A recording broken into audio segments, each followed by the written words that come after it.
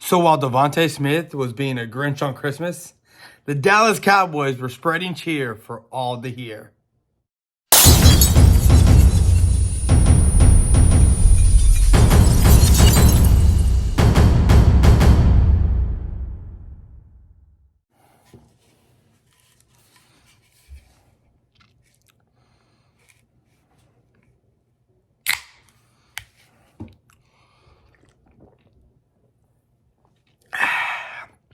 Merry Christmas, everyone. What a great Christmas it was. What a great Christmas Eve it was. This is your main man, Boys for Life, coming at you with another video. Man, oh man, what a great, nerve-wracking, but great Christmas Eve to start out the Christmas holiday. I got me a nice little Apple Watch here that my wife got me. I love it. I have to probably go change the band though, because I don't know about this one. But anyway. Oh, what a game. What a game it was. And even though we played against a backup quarterback, and I use that in air quotes because I feel like Gardner Minshew can start on other franchises because he is a pretty decent quarterback, and hell, he's already started for another franchise. For the team that we lost to last week, the Cowboys got this W, 40-34. It was a hard-fought win. The defense is looking a little shaky to me.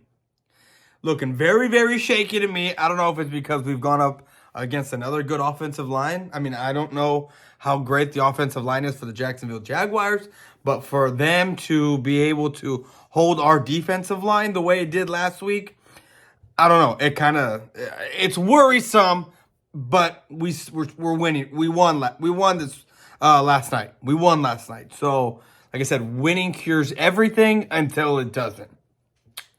The Dallas Cowboys got the 40-34 win, won by 6 points, and we got a rare sighting. It's the first sighting of this year that Dak Prescott threw for over 300 yards and 3 touchdowns.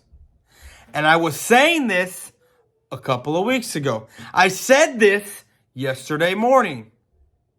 So Dak Prescott has not thrown for a 300-yard game this season thus far. Today against the Philadelphia Eagles, Dak Prescott will throw for 325 yards or more with 3 touchdowns. Book it. Dak Prescott was going to throw for 325 plus yards and 3 touchdowns against the Philadelphia Eagles. I said last week Dak Prescott was going to have his first 300-yard game against Philadelphia. And boy, oh boy, did Dak Prescott not disappoint. At the beginning, it was like, here we go again, pick 6. But after that, it seemed like he got the interception out of the way. And then after that, he just steamrolled the Eagles. Now, look, I'm not here to sit here and say, oh, Dak Prescott is this great elite, quarterback. Look what he's doing. Look what he did to the Eagles, the number one defense in the league, or the number 1 team in sacks in the league, something like that. He put up 40. The Eagles never gave up 40 points a game. I'm not here to say that because, again, 2 things can be true. You can suck outside the division, and you can dominate your division. And while Dak Prescott dominates this division, he is now, 8-3 against the Philadelphia Eagles? Dak Prescott owns the NFC East. He owns the Giants. He has not lost to them since his rookie season. He owns the Commanders. I don't even know if he's ever lost to Washington. And he owns the Eagles. Nick Sirianni is now 1-3 against the Dallas Cowboys. Nick Sirianni, look, the win that he had in week 6, talking crap the way he does, he's a fake tough guy. Fake tough guy. That's what he is. Look, I'm not making the excuse of played a backup quarterback and look at what happened. I'm not doing that, but I'm just saying we didn't have all our talent out there. And Nick Sirianni's out here cussing at Cowboys players. And the reason why I can bring this up is because Eagle fans, guess what? We're doing the same thing when we had Cooper Rush in there week 6. They were talking all kinds of crap, saying all this stuff, this, that, and the third, whatever, boasting about their team while playing against Cooper Rush. And look, I'm going to tell you this, and I'm not the only one that thinks this. I know other guys think this. If Cooper Rush had beaten the Philadelphia Eagles, Dak Prescott would have been on the sideline in this game because he would have had taken Dak Prescott's job. I'm going to drink to that.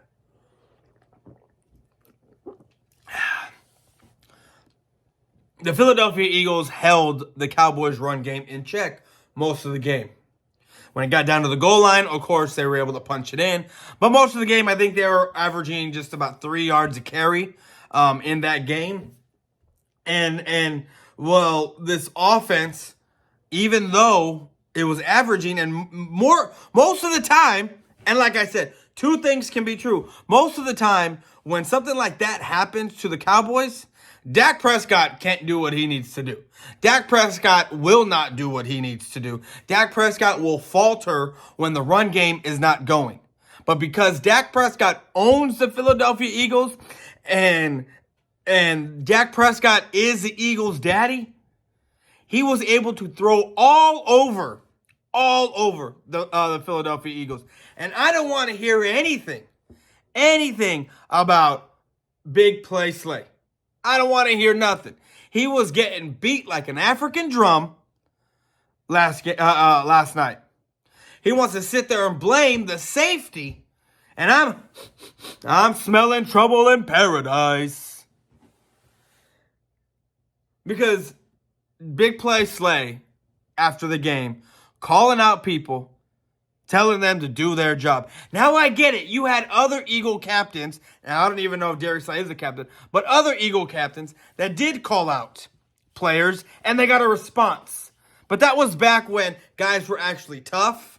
Guys took that and said, F you, and went on and showed them up. Nowadays, you got little soft dudes that might take that and get slighted and say, F you, bro. Like, who are you? You know? So I'm finding trouble in paradise. And let's not forget, Avonte Maddox went out, Lane Johnson went out, and Jordan Davis is out. 3 of their biggest hitters are off the team right now. They're not playing. We don't know the extent of any of their injuries and how long they're going to be. Avonte Maddox, I'm going to say he's out for the season. Not season, but the regular season.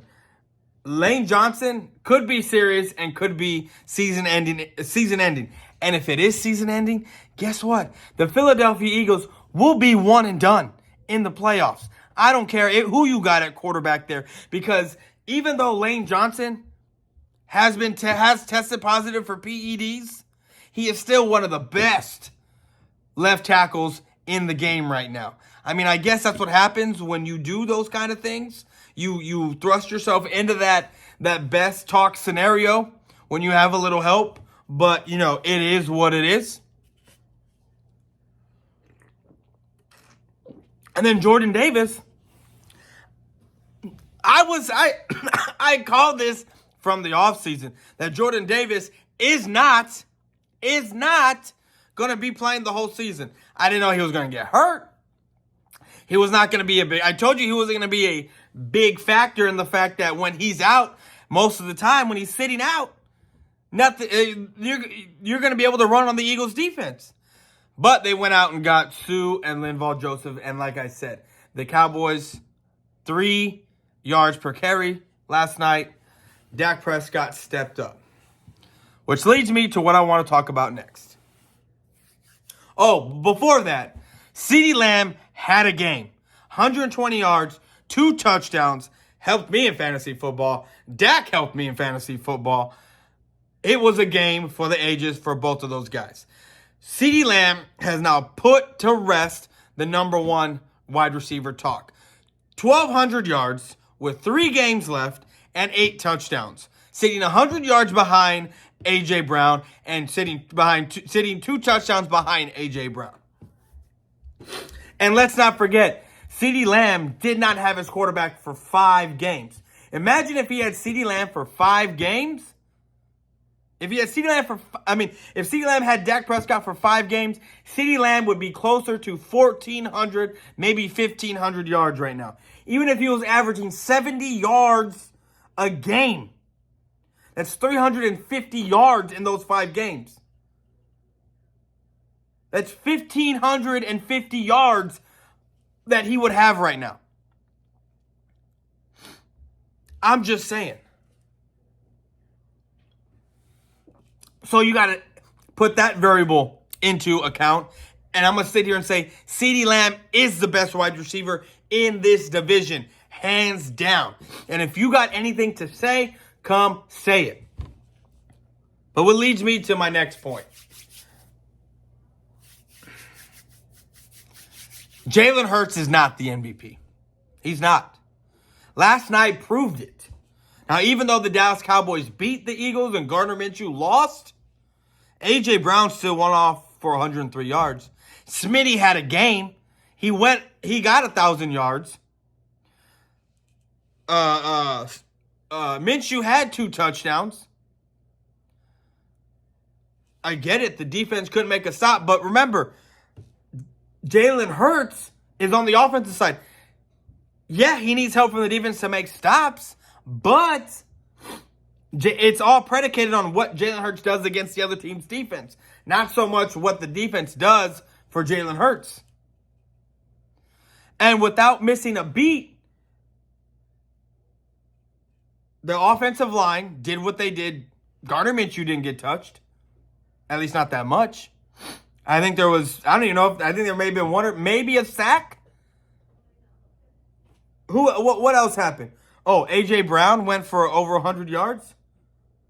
Smitty reached his 1,000. Miles Sanders was having a game until he fumbled. He was having a decent game. But again, he doesn't care about the fantasy leagues or anything like that. He doesn't care. Obviously, he fumbled.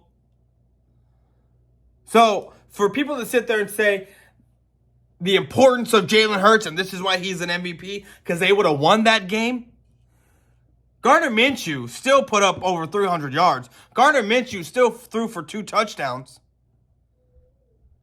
He had interceptions, but hell, I've seen Jalen Hurts throw 2 interceptions, have over 300 yards passing, and a couple of touchdowns, and they still win.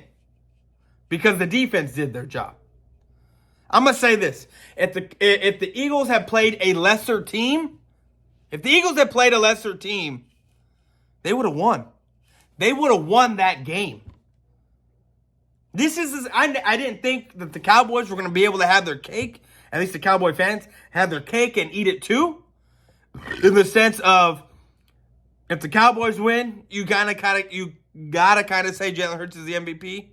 But if they lose, then yeah, Jalen Hurts is not the MVP. But in this scenario, where Minshew throws for over 300 yards and 2 touchdowns, and they still put up 34 points, and almost beat the Cowboys, lost to them, but had to lead the entire game until the end, which it shouldn't have been by 6 points.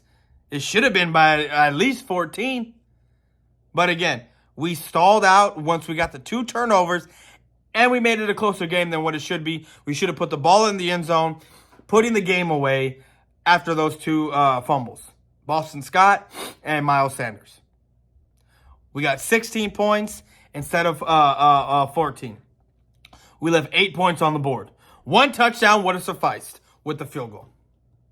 But it is what it is. But anyways, guys, Jalen Hurts, let's recap. CeeDee Lamb is the best wide receiver in this division. Dak Prescott is the Philadelphia Eagles' daddy. And Jalen Hurts, not an MVP. But anyways, guys, that's all I got. I'm out. Peace.